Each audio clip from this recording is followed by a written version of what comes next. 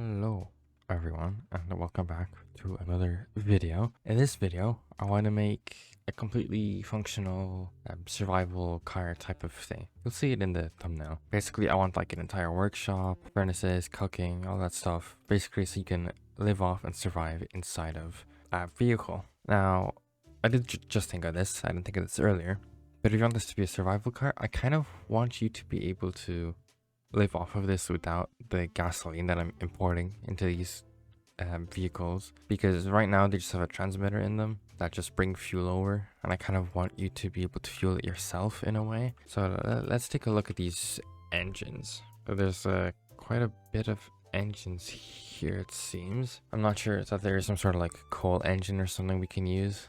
Honestly, I don't think this is really gonna work.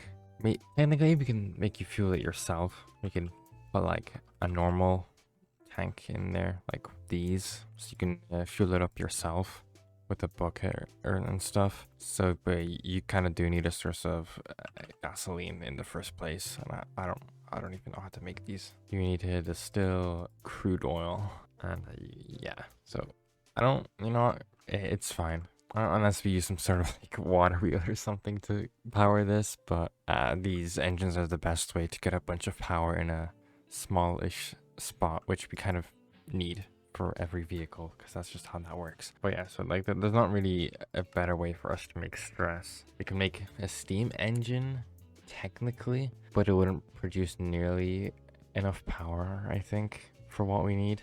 I suppose we can try. And yeah, this vehicle is going to be quite big if you want to fit in all of the machines, and if we are going to use a steam engine inside of this thing, because that seems, apart from importing gasoline and stuff, the best way to actually do this would just be a steam engine, because we can power that with coal or something. So I suppose I'm going to make a quick base, and we're going to put some wheels on, we're going to get some steering and that done. Then I kind of have to lay out where all of the machines will go.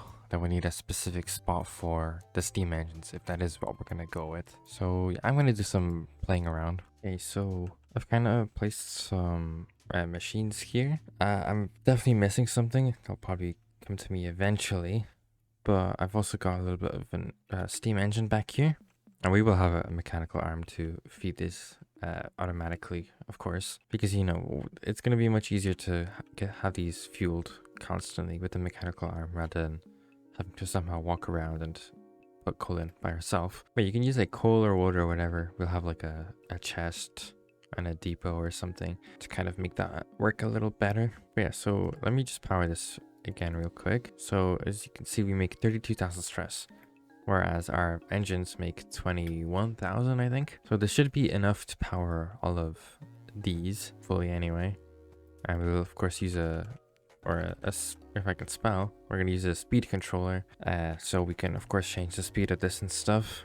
And I want this to be relatively fast as well, so either way I have to connect everything together, probably add some more machines. I'm probably forgetting something. I can just go ahead and look through here to see what we could be missing. And then there's a few extra bits and stuff that I want to do. And of course we still have to get all of the actual driving of the car figured out, and we're gonna have a little bit of a sleeping quarter here and everything like that. It's gonna be cool, but we have to make everything work first, and then we can make it all actually look nice.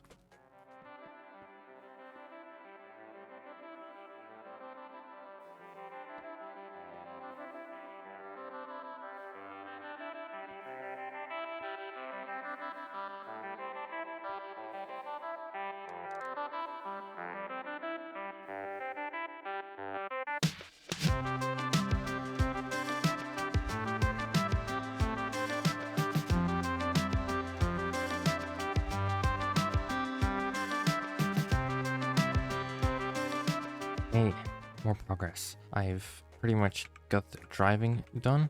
It's too fast right now.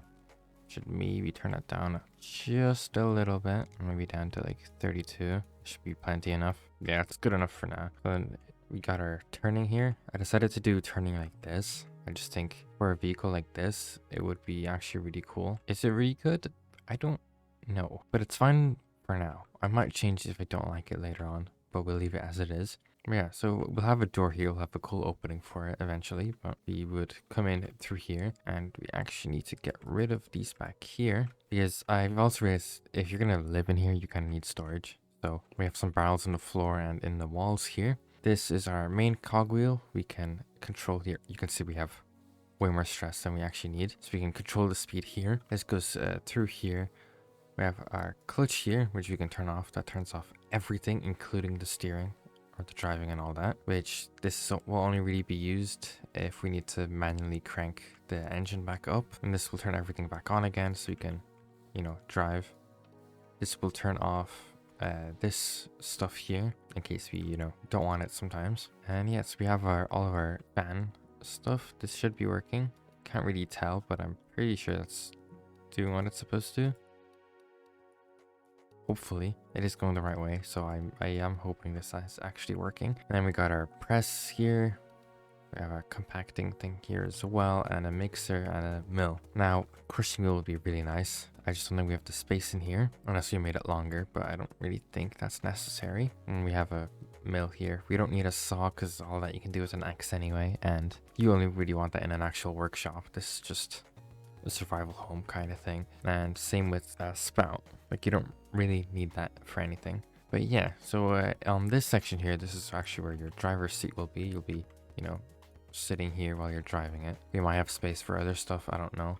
I know I want a little section for like sort of a bedroom where you'll just have your bed, just chill out spot really. But apart from that, I think that's pretty much everything you'd need in one of these moving homes kind of thing. So yeah, I guess we'll work on a little bit more functionality, and I'll start working on the looks of this, because I can't really make the door and all that up until we get the actual looks of this thing sorted. So yeah, let's get that set up. Hey, I've done a lot of work, and I think this is the final result. It looks a little goofy, I'll be honest, but yeah, this is how it looks like. Here's the back as well. I didn't really know what to do. Just kind of tried to make it look a little survival-y, I guess. Got a little antenna as well, because why not? We have a controller here. We can press this button and it will open the door for us. So we can just run in, hop on this little edge here and up here. We can, of course, close it behind us. Here's the inside. So let me do a little bit of a tour here. So once you come in,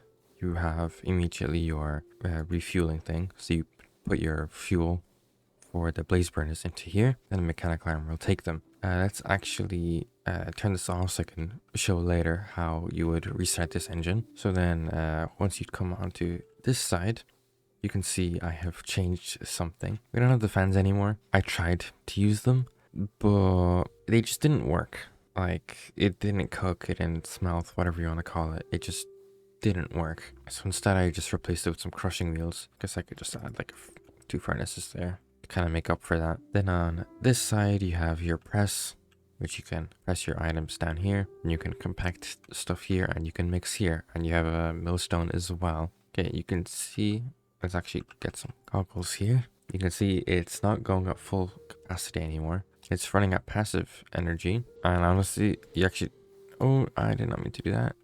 Turns out you can actually just run this on the passive energy.